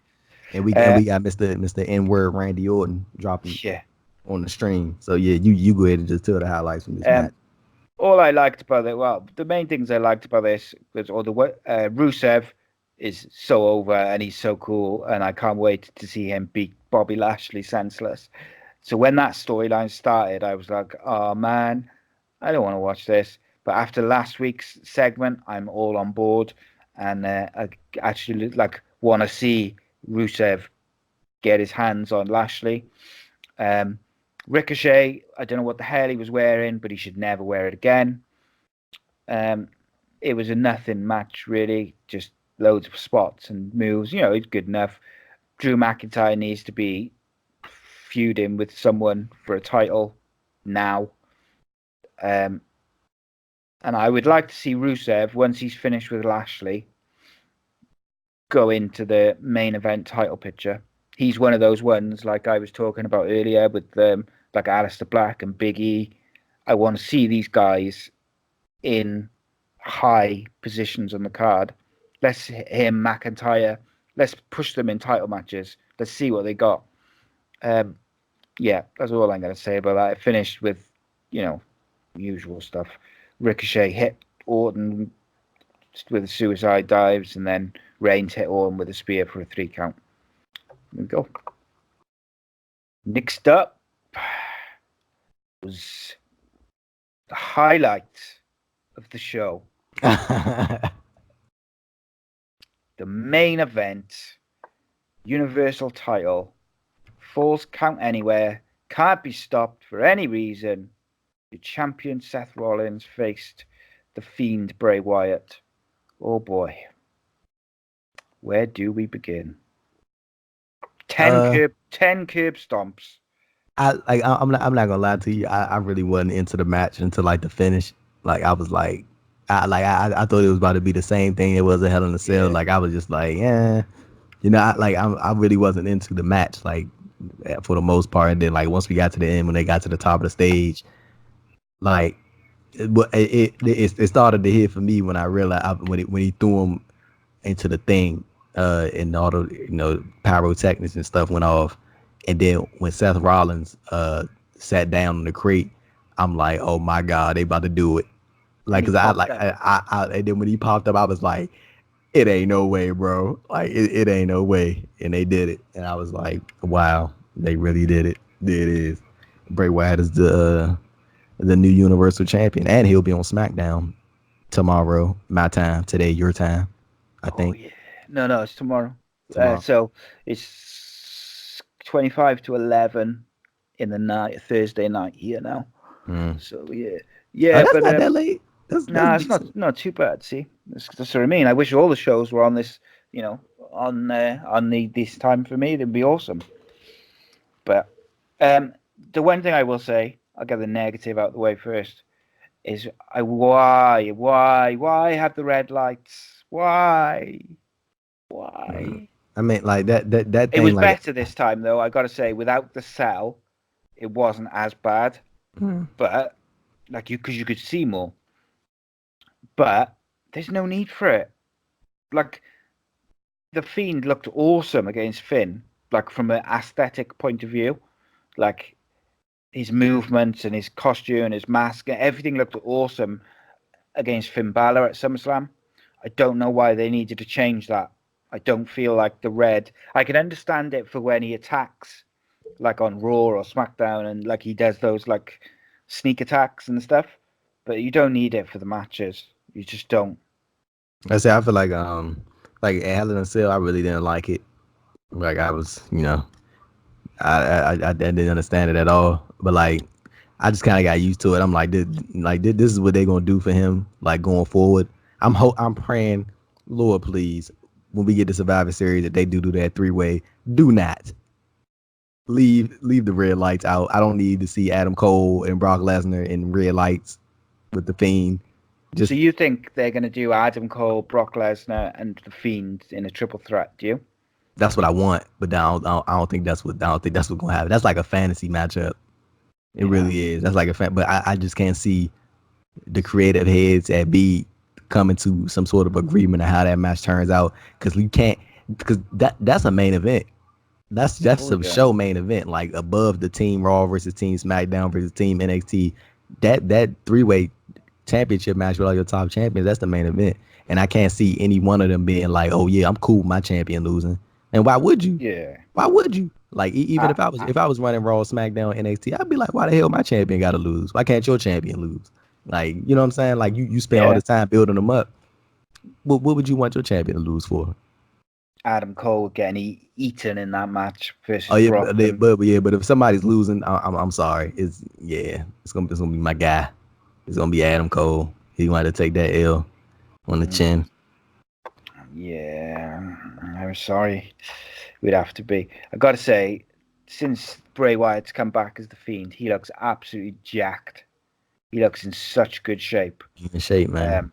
Just looks so big and just like he just looks healthy. You know what I mean? Like in some of the early Wyatt stuff, he looked like, I don't want to use the word like a slob, but like that. I don't mean that as like he's a slob. I just mean the kind of like the portrayed, like people would say that about him because of his like body shape and stuff. Like I think he was in still pretty good shape, but like now you can see he's like jacked. He's the muscle man dance. Yeah. But yeah, it was very similar to Hell in the Cell from a match point of view, other than it just went around the arena. Seth was hitting him with chairs, sledgehammer, pretty much through a table. I think he went, didn't he? I'm going to go back and rewatch it. He hit him with 10 curb stomps, I think it was. Yep. I just love the Wyatt. So when everyone was complaining about Hell in a Cell, this is what I said, and I think I said it to you as well, is that the booking of the match was perfect for me, for the Fiend's character and how they want to portray him. It was absolutely perfect until the finish. The finish is what spoiled it, because I had said to you before, I think I can't remember if I said it on a show or if I had said it when we messaged back and forth, and then like the Fiend needs to be like whatever Rollins threw at him, he just keeps getting up and getting up and getting up until Rollins has to go extreme and change and has to become more aggressive and get the sledgehammer and whatever. And they did all that. So I was really happy. I wasn't happy with the finish because I felt like they should have. I felt like they bottled it at the last minute and gave the win to Seth instead of giving the win to the Bray Wyatt. Which, if they'd given Bray the win after all that booking at Hell in a Cell, I'd have been really happy. with everything that they would have done. I love that the neck snap, which Wyatt does still. I think it's an awesome looking move and fits his character perfectly. They removed the padding and all that sort of stuff from the floor, and so the end comes when they're up on the stage.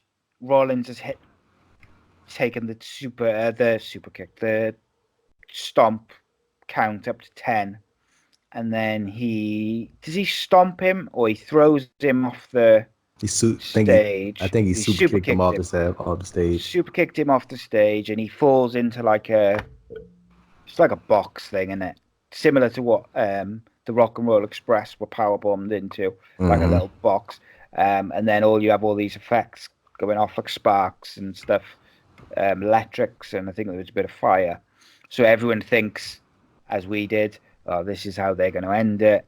Why, he's thrown Wyatt into the electrics, blah, blah, blah. So Seth climbs down from the stage to have a look, and he's like looking in, and then it sort of sparks as he's looking in, and he kind of turns around because it's sort of gone in his face.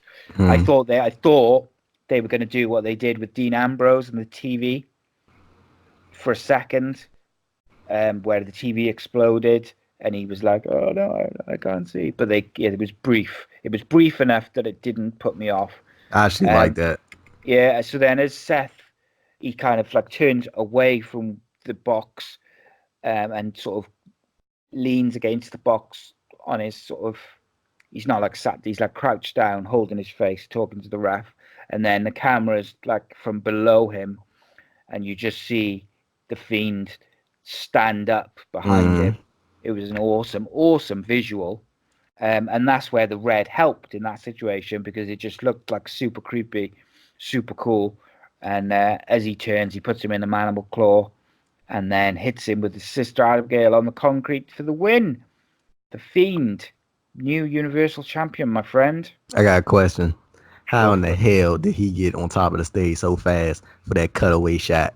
I will never understand how he gets, bruh. He was literally.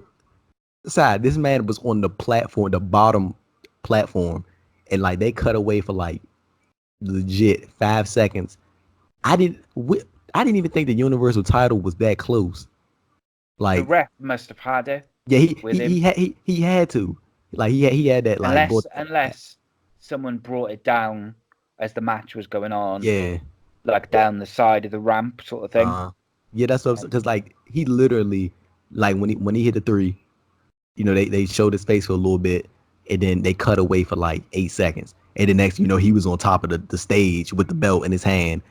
I'm like, Bray Wyatt got to be the fastest man on this earth for the setup for that camera shot. So what they must have done is when the camera's on his face after he's won, because there's a good like 15 seconds, someone must have run down with the belt, like down the side of the ramp. And then as soon as the light goes off, he like hops up onto the stage from the floor. And then whoever gives him the belt. And remember, he's doing all that in the dark as well, which is the other interesting thing. Impressive. Because they have to have it pitch black so that he can do it without being seen. So he's interesting. It's very, very clever. But I love those shots too, like those in shot. It's a great shot. But yeah, after what me and you've been talking about this since August, you finally got your quest has been completed. Your guy is the new Universal Champion. But now the only thing left to figure out is are they going to have both titles on SmackDown now? Because Bray Wyatt is on SmackDown. He's a SmackDown guy. Do you know what I was thinking, or what just crossed my mind, is there was rumors when before they did the brand split. I can't remember where I read it. I read it somewhere which said that Bray Wyatt was the only one who was booked. He was on SmackDown, but he was also booked for the house show tour of Raw, like immediately after the brand. Yeah, that's because he like that's just like an advertising thing. Like you can't promise these people something, especially because when they coming to you guys in a little bit, like not even a couple of days. Like I think it's like after this week they're gonna be right in the UK. Like, you know what I'm saying? Like, people bought their tickets thinking they were going to see Bray Wyatt. Like, you can't just be like, oh, Bray Wyatt's on a different brand, so you got to catch him at Of this course. show. Like, you got to give people what they want. So And what I was thinking, but now he's well, going to the Universal Champion. yeah. So what I was thinking is, would this be a way to have him be on Raw because he's the champion Ah, and I on ain't think of that. SmackDown, and then when he loses the championship, he just goes back to SmackDown, That's a good and he's idea. only on SmackDown. So do you I see didn't what I think mean? about that. Yeah, I didn't think about Have that, him on honestly. both shows. I'm be down for that, mate, because I do miss it. Do miss the Firefly Funhouse when it's not on, like Mondays. Gets to me. Now let me ask you this: so when he appears on Miz TV, um, and by the time the podcast is gonna be out on Saturday, Yeah. yeah, so but we'll know by then. So, Podcast is coming out tomorrow, actually, before oh, SmackDown. all right, cool. So yeah, we gonna know. Like, do you think he gonna come out all with the Five Fun House theme song, all smiled up, Universal title in hand, holding it like an old school championship guy with his tight to his chest? You think that's Yep. gonna happen? Yep. And what I you think think? he's going to come out as Nice Guy Bray, and Uh, I think he's going to have a face-off with Brock Lesnar at the end of the Miz TV segment. However, the one thing which makes me think that might not happen is that I don't know if Brock is going to fly from Saudi to it ain't a wherever damn SmackDown is. chance. Yeah. It So ain't who a would you? chance. Someone is going to either come out and have like a face-to-face with him, or they're going to do like a promo or something. Who would you have it be? I don't really think nobody gonna do. What I think is gonna happen is I think the Miz is gonna irritate him because it'll be nice guy Bray Wyatt, Yeah. and nice guy Bray Wyatt, for the most part, does not associate with the Fiend for the most part. He just knows him, and they're I'm trying to figure out a different word for it because like the way he talks about the Fiend during the Funhouse segments is like it's like I know who that is, but that's not who I associate myself with type of thing. But it's like I Yeah. know who that is. Like it's like one of those weird things. That's what made it so interesting. It's like the relationship between the two different characters. Like it's hilarious and it's really good. But what I think is I think the Miz gonna like antagonize nice guy Bray Wyatt, and then nice guy Bray Wyatt's gonna introduce him to his friend, and that's what's gonna happen. And then he's So gonna take out the Miz. I'll build on that and say, what about this? Nice guy Bray Wyatt comes out with the title. Okay, he's got uh, he's got like jeans on or whatever, trousers, and he's got his red sweater thing that he wears. Yeah, but underneath he's got his Fiend vest, but we don't know that. And under the ring is the Fiend mask. Okay, so then he annoys the nice guy Bray. Miz annoys him, maybe gets a bit aggressive with him or says something about the title. The lights go out. Bray Wyatt dives into the ring while the lights are out, puts the mask on, takes the jumper off, gets back in the ring. Lights go back on, and the Fiend is stood behind the Miz, and Bray Wyatt's gone. How quick do you think he could do it? That's a lot, bro. Because he got to change. He got to They just change. got to take a jumper off and put the mask on. No, but like he with the nice guy Bray Wyatt with his khakis and the sweater.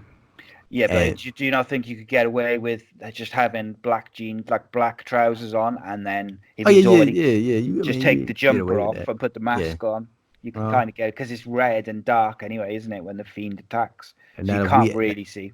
if we ever wanted to see how fast Bray Wyatt is, now that is the ultimate test right there. Shit, how fast can he 100%. get change into the Fiend? But it would be cool, wouldn't it, if you could go from Nice Guy Bray to the Fiend in like the time that Split. it like turns Yeah. the lights out. But I think that might be too much to ask for poor old Bray. Although you just say he's the fastest man on the roster. Yeah, see Bray Wyatt, he's what's the name? He's the fourth guy in WWE history to hold both the Universal and WWE title. And it's him, Wow, Brock Lesnar, Roman, and Seth. And that's it. that's awesome. Yeah. My Shit. boy he's in history. So I mean now only thing left is Survivor Series is like in 3 weeks, 4 weeks.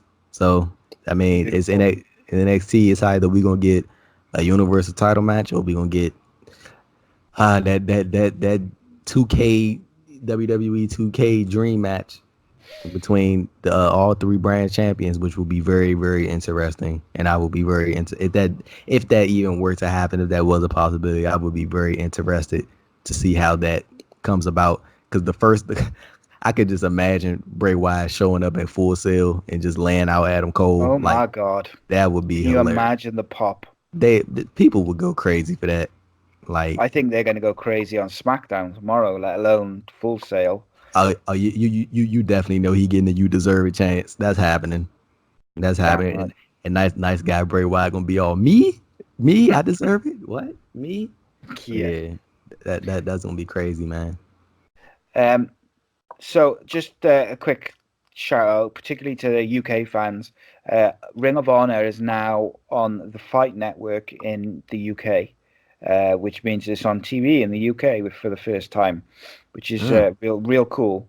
It's just a shame that it's not been very good recently. But Marty Scurll's on there. Hell of And he a is real good. promo, sir. Yeah, but it hasn't, mate. Unfortunately, AEW's been awesome. NXT's been awesome. Raw has been up and down, but it's been generally better over the last 6 months. It's almost Wrestle Kingdom season, sir. Wrestle Kingdom season's coming. Oh yeah, so you gonna watch it's a big ask for Ring of Honor. You gonna watch Power Struggle on Sunday, or you gonna catch it later? I'll probably watch it Monday, I think, just because of kids and stuff. I've got my boys are playing football, so yeah. I mean, the card right now, I don't really think it's nothing you need to stay up for. It's Jay White defending the Intercontinental title against Goto. You got Kenta versus Ishii, never open weight title. Naito versus Taichi, tag match with Okada and Ibushi. And you got the Super Junior Tag League Finals. Like I don't really think it's nothing you need to like must see. I think like New Japan probably about to just cruise it a little bit until Wrestle Kingdom.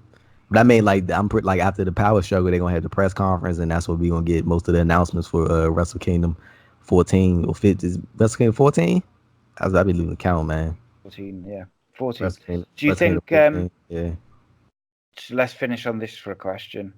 Do you think we see Kenny Omega and Chris Jericho at Wrestle Kingdom this year? Not a chance. 2 nights. Now, no matter of fact, let me say this. I think because I remember who reported, Sports Illustrated reported this, that Chris Jericho is going to face Tanahashi at Wrestle Kingdom, and Tony Khan got asked about that at the DC Media Scrum, post-show media scrum, and Tony Khan he didn't deny it. He didn't answer the question either, but he didn't deny it at all. So I think that might happen. But as far as Kenny, did you see his Titantron for this past week's AEW, the message about Ibushi? He like it was a little shot. I think it was a shot at more of a shot at New Japan opposed to Ibushi, but it was like some little like go. It's a clip out there on Twitter. Like you pretty sure you go find that. But it was like a little subtle, little jab right there. So I don't think Kenny's. Yeah, not him. But him and Jericho have got it in their contracts that they can work New Japan. But Moxley's gonna work Wrestle Kingdom for sure. Like that's 100% happening. He said that's 100% happening, and he said that in New Japan interviews, and he said that in like outside interviews. He said he's gonna 100% be working Wrestle Kingdom. He just doesn't know like in what capacity he'll be there. But yeah, that'd be quite cool. I'd quite like to see him versus Jay White. That'd be a good match. I think that'd be decent. I'm not really like that. I don't think that's gonna be like the most high paced match, but I think that'll be like if it's some stakes to it, it'll be cool. Yes, it would. Tell the people where they can find you on Twitter, YouTube, and your work. Y'all can find me on Twitter at @ADThompson __. My interviews, my audio interviews are up on the Andrew Thompson Interviews YouTube channel. Subscribe if you like. And I'm doing some decent work, I like to say, for post wrestling. Doing some nice stuff over there. And I got a lot of stuff coming out. I'll be at Starcast next week. So yeah. Cool. And let me tell you all straight away, he is being very, very he's underrating his own work. His work is awesome, and I advise you all to check it out. His interviews, his writing, all of it. Post Like wrestling that, man. and YouTube. You believe me. You can catch me at ACEcast_Nation, youtube.com/Ace Podcast Nation. Give us a subscribe and a follow, drop us a comment, say hello. And we drop 3 shows a week, Monday, Wednesday, Friday, on all different subjects. But me and Andrew will be back in a couple of weeks for 3 weeks. more 3 weeks for wrestling. It's going to be a mammoth one. We might even break it into two War parts Games, because Survivor Series, NXT that week, AEW that AEW week, Raw that week, and then yeah, is Full Gear. That's on the 9th. When's yeah. Survivor Series? That's Is a that couple. on So the now, 10th? so Survivor Series a couple weeks after Full Gear. Okay. Are we going to do one for Full Gear? Yeah, we could. I mean, but I'm gonna be out in Baltimore. Oh, yeah. Well, we Yeah, could I'm do gonna it be there. maybe the day after or a couple of days after if you want. Yeah, we do a couple days after. We do a Cool. couple days after. So Yeah, what you yeah. think? What you think about the Cody Jericho 60-minute time limit with the 3 judges and stuff like that? What you think about that?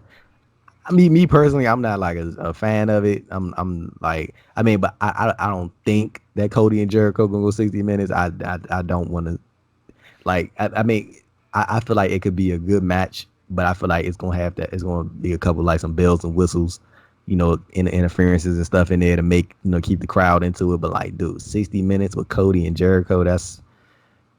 I'm not saying they can't pull it off, bro, but I'm like, I don't know about that one. Like Yeah. I'm hoping that time limit is just there because AEW enforces the time limit rule, so it's just like championship match. Because I mean New Japan does it all the time. They have 60-minute time limit matches, and sometimes it really doesn't even go to 60 minutes. They go like 40, 30. Mm. So So to me, I don't have a problem with the 60-minute time limit. That's pretty cool and whatever, and it gives you options. Um, the judges, I'm not really a fan of because I just think if it goes to a 60-minute draw, are you really going to give your main event, then have judges decide like so and so's the winner? I think it would be really underwhelming, and I can't see them doing it, which makes the gimmick kind of redundant. And I'm not a fan. Just to say, mate, in the last hour or so, PW Insider is reporting that the WWE is contemplating using a War Games gimmick match for Survivor Series. what? As a main event for the show. You So check that. You said PW Insider. yeah, sure, that's what it says. It's from an aggregated site. I just came across it by accident. Um, but What? they've listed PW Insider as the source. Um, so we could get the OC versus Undisputed Era What site in War reported that? Games and Survivor Series. I'll tell you now. I'm just going to end the recording. Guys, see you next time. Thank you, Andrew, for joining me, and see you soon. Bye.